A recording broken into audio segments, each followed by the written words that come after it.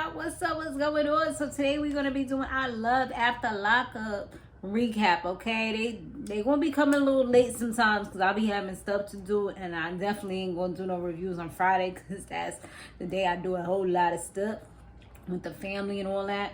But they gonna come. Okay, we're gonna keep on trying to keep it consistent because I see that you guys have been watching them. So today we're gonna go ahead and just jump right into it. I noticed that today they didn't show Lacey and Antoine, so I guess they're not that big of characters like some of the other couples or whatever, but it's alright. So let's talk about Rick and Reydean first.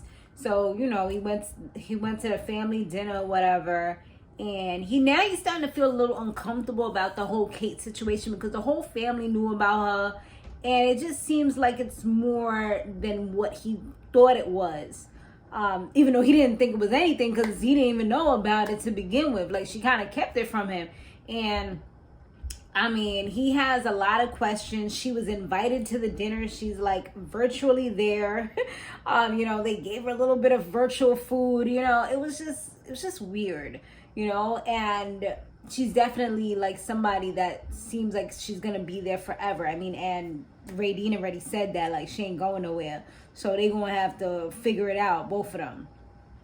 So she did, I mean, he has, like I said, he has a lot of questions, but he didn't ask her right away. He allowed them to get their freak on first because he's like, you know what, I've been waiting 10 years for this. I'm going to get what I'm going to get. Like, if we going to break up, at least I'm going to make sure I get the kitty cat. You know what I'm saying? So I know what he was doing there. It's all right. We see you, boo.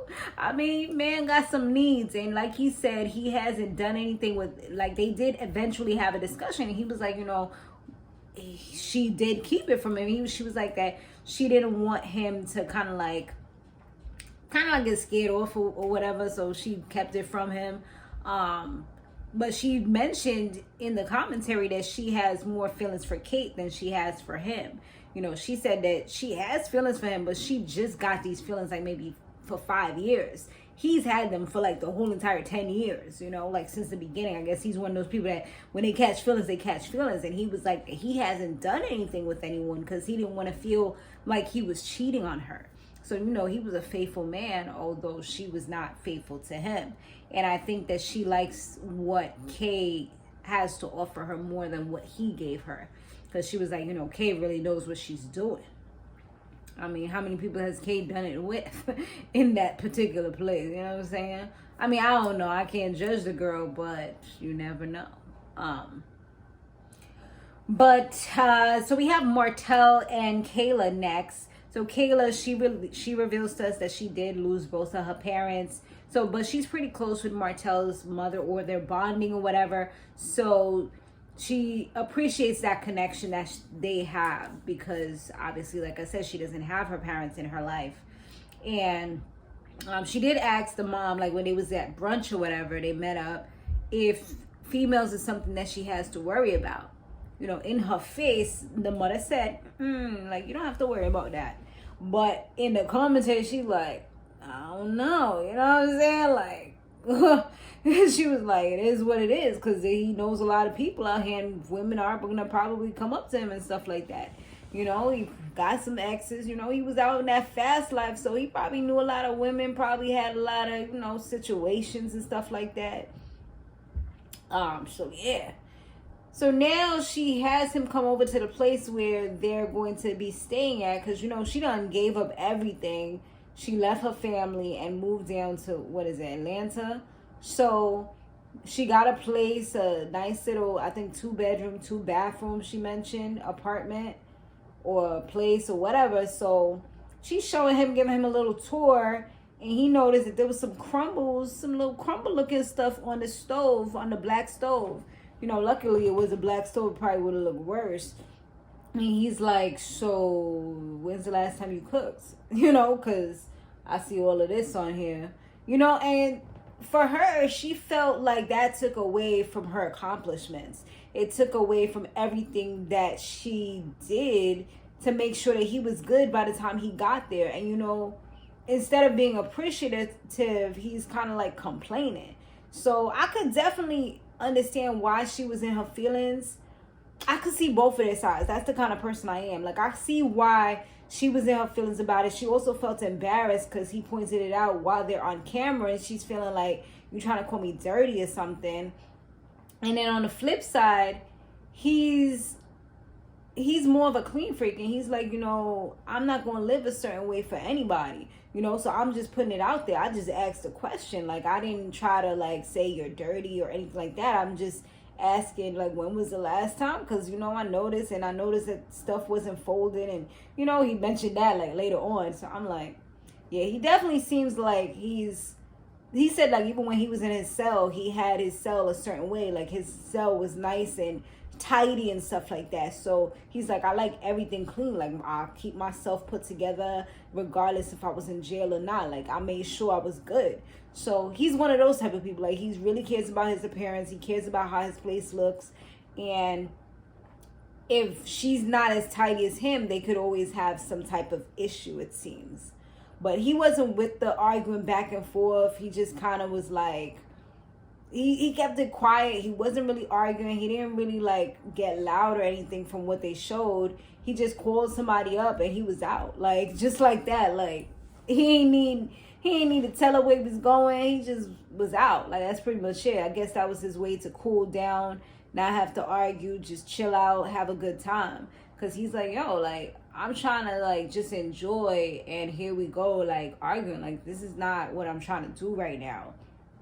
So, I mean, that could definitely end up bad if he's going to, every time they have a situation, he kind of runs away from it. So we have Chance and Taylor. So he was complaining that she wasn't eating her pizza. And it was 8 o'clock. She said she wasn't really, like, trying to eat pizza at that time. She's like, why are you getting mad that I'm not eating pizza at 8 o'clock? And he's like, well, you said you was going to eat with me. So if you didn't want to eat, you could have just kept it real. And then he started, like, going off and then, like, cursing. And the 2 girls is there. And, the girls is getting involved. I'm like, how is this okay? I'm like, why do you have your daughters in this type of situation? He's only literally been there. I think at that point it was like, it said like 3 days or something like that. He's already having big problems with his sister, where his sister don't even want to come out of the room. And I'm just like, this ain't it. Like, I really hope that she really takes this look and reflection and starts finding out, like, what she really wants in life. Because I feel like, I mean, and not from the outside looking in, but just from the little parts that I've seen, he seems like he's going. She said initially she liked the fact that he's controlling and jealous, but now she's starting to see, like, it's more than what you thought. And it's like, yeah, over the phone it was one way, but now that it's actually in front of you, in front of the kids, you say you don't like arguing in front of the kids. Now it's becoming reality. Like, now you're saying that you don't really like the drama. Like, you could tell she's not here for it. So I don't know. She just seems like more of an easygoing person. And she said that she told her sister, like, she thought this was going to be easy. She thought that this was going to be a dream. But now she's kind of feeling like she's overwhelmed. She thought that everything was going to be, like, perfect. Like, no, you was living in a fairy tale because y'all was not together. Like, once you come see me and come live with me, it's 2 different things. Like, a lot of stuff that you don't know about a person, you find out once you live with them, So you definitely got to be careful. Like, you just got to kind of see how people move before you move the next step. And they should have definitely been more, like, on the dating phase before they just jumped right into, okay, let's live together situation. Then he's trying to pressure her to remove the photos that she has of the kid's father that's in the house. But at the end of the day, that's their father. And he's not even alive at the end of the day. So it's like, why would you be jealous of somebody like that? Like, I could never see myself being jealous of somebody else's parent who passed away. Like, that's absurd to me, because the child needs to be able to have those memories. Especially, he's saying that he's not trying to replace him. So then why are you trying to, like, replace the photos or take the photos down? He's like, oh, but it feels like it's more for you than for them. Regardless of who it's for, she's like, I want them to know as they grow up that we had something good. It was real. So I'm happy that she's sticking up for herself, but I feel like it's definitely as time progresses, I feel like it's going to get worse and worse. It just seems like that situation, but I could be wrong. But if he doesn't even have a filter for her young girls, and this is the toxicity that they are going to be, you know, seeing, I feel like it's just going to get nastier and nastier, you know, over time. So now we have Kevin and Tiffany. So with the two of them, Kevin, he ends up pulling up, even though she told him not to come through. He was waiting outside, he said, for like 45 minutes.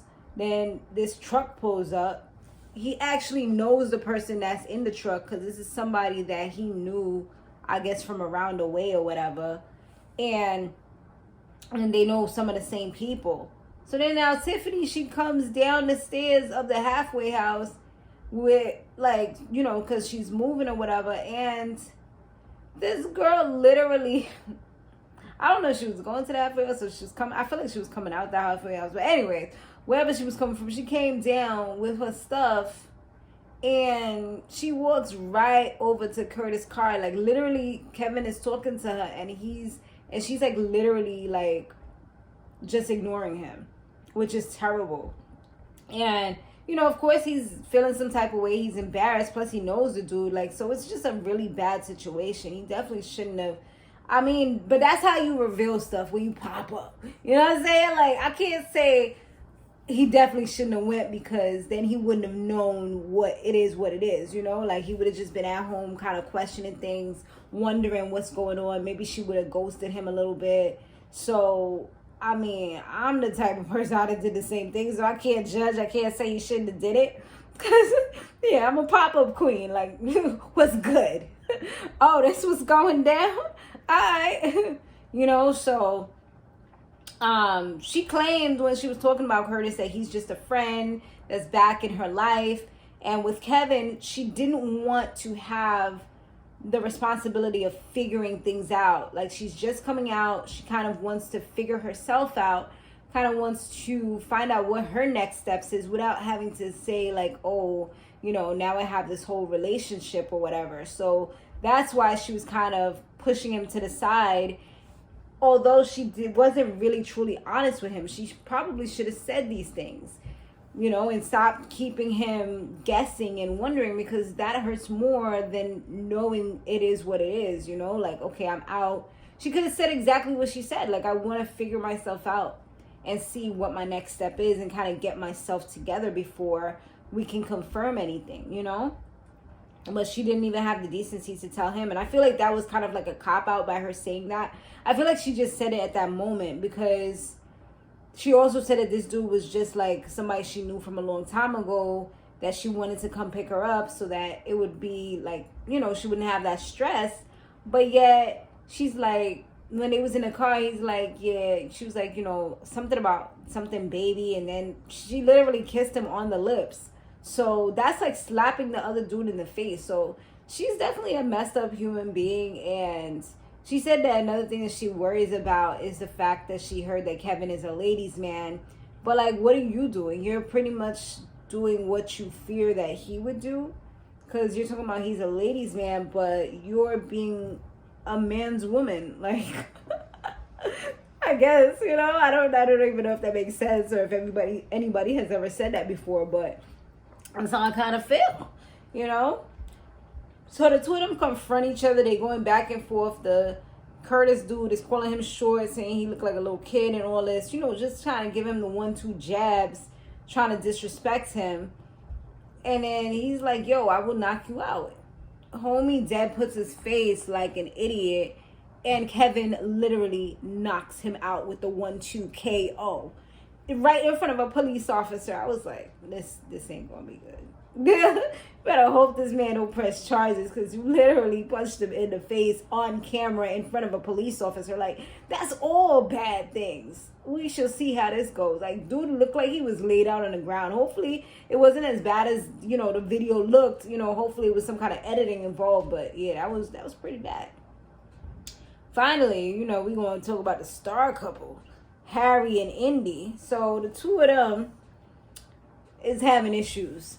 He went out, like, I just feel like this is not gonna work. Like, I feel like he's a disrespectful dude, and she's not about that life. And at the end of the day, she's so impulsive, but she got to remember that she has a kid to take care of, you know? Like, it's not just about you at the end of the day. Like, you packing up and doing all this stuff, and it's all for somebody that you barely even know. And now you see mad red flags, like we talked about last episode, and she that dancing through the red flags. Like, it's carnival, you know what I'm saying? Like, what are you doing?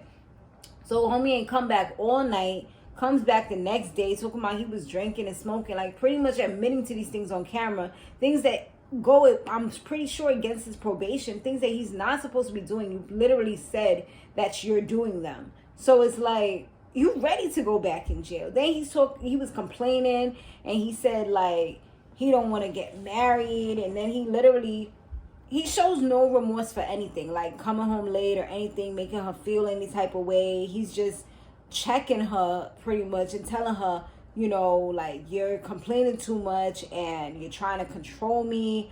It wasn't like this when I was in there. Yeah, because there was nothing that she had to worry about. She knew where you were at all times. Now she knows that you cheated, so now this is what she's going to assume, that you could possibly be cheating right now. So yeah, I mean, we seen a scene where he was talking to his mom as well later on, and we find out a lot about the dynamics and possibly why he is the way he is with, I wouldn't say with her, but just like in general. From what he said, he had to go through a lot of, you know, he had to go through a very bad situation. And perhaps this is why he became the way that he is. You know, trauma does change people. Trauma makes people put up walls and makes them get certain disorders, you know, personality disorders, mood disorders, different types of things get triggered by these types of events that happen in people's lives. So with him, he mentioned that his stepfather, who the mother used to leave the kids with, used to beat them, made a scar in his head, and then he had to lie about it to her. She's like, you know, I'm sorry, I had to work, you know, I worked all these hours. And he's like, I know, and I forgive you. I never really wanted to have this conversation with you, but I had to let you know at some point what was happening. He's like, he said he had to like fend for himself, had to find food for himself, him and his sisters. Like, it was a really bad and tough situation. And it's sad when, you know, parents, and you can't necessarily blame them, but I feel like sometimes you gotta see the signs, or sometimes you gotta put money to the side. Like, yeah, you need money, but is it worth it when your kids are being put into bad situations, you know? And that's why sometimes money isn't everything when your kids are gonna be destroyed in the end, you know? I mean, you don't ever want to think that you played a part in your child's destruction, but sometimes you do, you know, without even ultimately realizing it. Like, you can scar them for life, especially when it's like your mom, out of all people, isn't there, you know? So, and you don't feel like your birth parent is the person that you can count on to protect you when something is happening, you know, when you're being hurt or abused or anything like that. So Harry, he was supposed to go to the eye doctor, and Indy kind of hijacked that event and said that they're going to end up going to see a psychic. He ain't really too with the whole psychic stuff. Like, he seems very skeptical. He feels like, you know, if you tell them, like, I'm having problems in my relationship, they're going to tell you, okay, yeah, I see you're having problems in your relationship, and they're going to tell you something on, you know, what kind of problems or whatever, because obviously you told him that. So she was like, you know, with her psychic, she doesn't really tell her anything. And let me tell you something, like, psychics, I don't care what nobody say, like, a lot of them are blessed. Some of them are frauds. Some of them will try to bait you, ask you questions. Some of them will tell you anything. Some of them will just, based off your zodiac sign, they will say things that you could probably relate to. But some of them are official real. Like, I've met some that there's no way on this planet that they should know the things that they knew about me. So, you know, being a Caribbean West Indian woman, you know, that's something that, you know, we definitely know that there are people out here that are blessed. With that being said, he's like, like, he's just like, whatever, like, I'm not trying to, you know, put your spirituality or whatever down or anything like that, but you know, he's just like, I don't really mess with that. Like, I don't really believe in all that stuff. At the same time, here goes whoop, whoop, whoop. The cops come, pull him over. Homie is not supposed to be driving because he don't got any license. So here he goes, like, putting himself in more bad situations that can get. It's like he's doing every and anything that could possibly get him locked up. Luckily for him, he just ends up getting a ticket, and Indy, who should have been driving, ends up being the driver.